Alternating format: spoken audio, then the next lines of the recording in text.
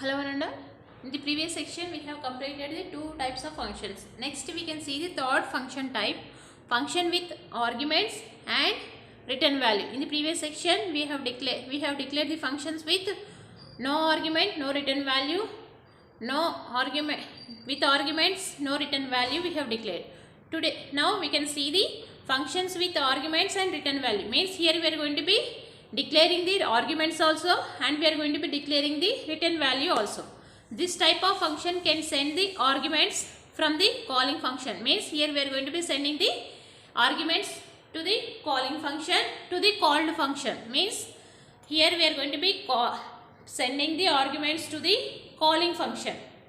Means main method to called function. Which function we are going to be calling that function, and wait for the result and return back from the called function. Means result will be return, it can return the value which function, called function value we are going to be returning. This type of function is mostly used in programming world because of it can be do two-way communications. Means we can interact with the two functions. It can accept the data from arguments as well as send back the data as a return value. Means accepting the data from the called function to the calling function. Accepting the data from the called means calling function can give the values to the called function and return the value to the calling function. This is the two-way communication. We can see the small example. In the below example, here we have declared the two header files, #include stdio.h, #include conio.h. Next we are going to be declaring the add function. Int is the return type, then add function name, int x and y, two variables we have declared. These are the parameters we have declared, the which function, add function. Then in the add function we have declared one variable, int result equal to x plus y, and returning the which value, result, to the main method. Next in the main method we have declared the in the main method we have declared the one parameter, z value. Z equal to add function we are going to be calling and we are going to be displaying the add function here. How many number of times we are going to be calling? 2 times here, result. Then we are going to be displaying the result. This is the with arguments with the return value. Means here we are going to be declaring the return type also and we are going to be passing the parameters also. This is the example result. Next we can see the another type of the functions with no arguments but return value. Means here we are not going to be passing any arguments, then we are going to be returning the value. We may need a function does not take any arguments. Here we are not going to be accepting any arguments, only return values to the calling function. Means here we are going to be returning the value to the calling function to the called function. Then this type of function is useful. Best example of this type of functions, getChar in the library function which is declared in a header file stdio.h. we can declare the similar library function in own. Take look at. Next we can see the small example, #include stdio.h, #include conio.h. These are the two parameters we are going to be passing here. Sorry, header files we are going to be passing. Next we have declared the one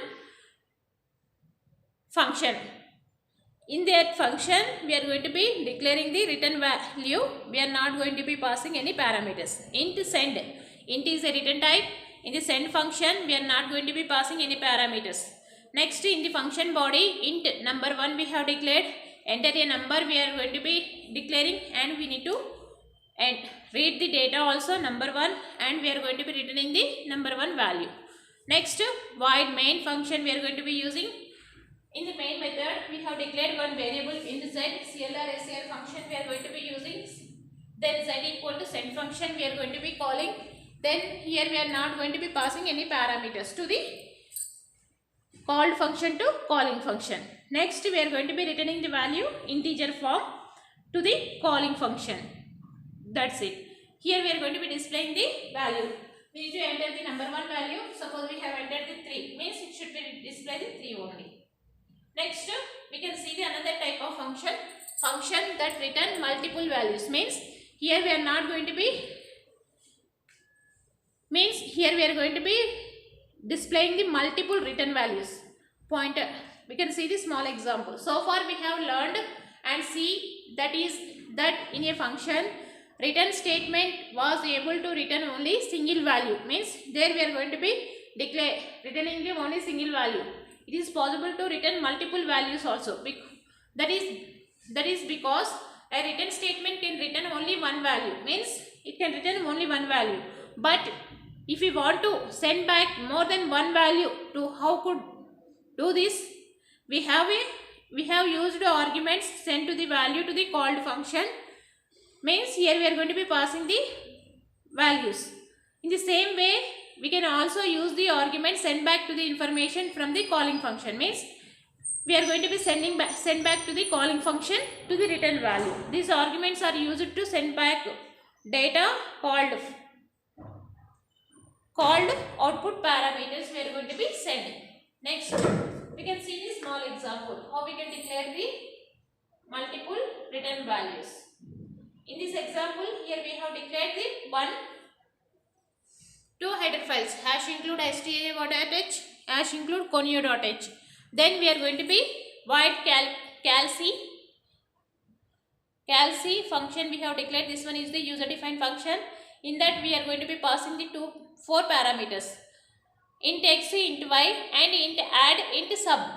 Means we can return the values different types. Add equal to x plus y, sub equal to subtraction equal to x minus y. Means here we are going to be returning the multiple values also, and we are going to be passing the more than one parameters also. Void main we are going to be using int a equal to 10, b equal to 20. P comma q we have declared. Then ab will be, a can store the 20 value, b can store the 11 value. Ampersand p and ampersand q means what is the pointer variable? Pointer can refer the address of the another variable. Means add will be referring the p address, sub will be referring the q address. Then we are going to be calculating the subtraction, addition also, and we are going to be returning the multiple values here. This is the simple example of the function with return multiple values. In the next class, we can see the storage classes. Thank you, Varada.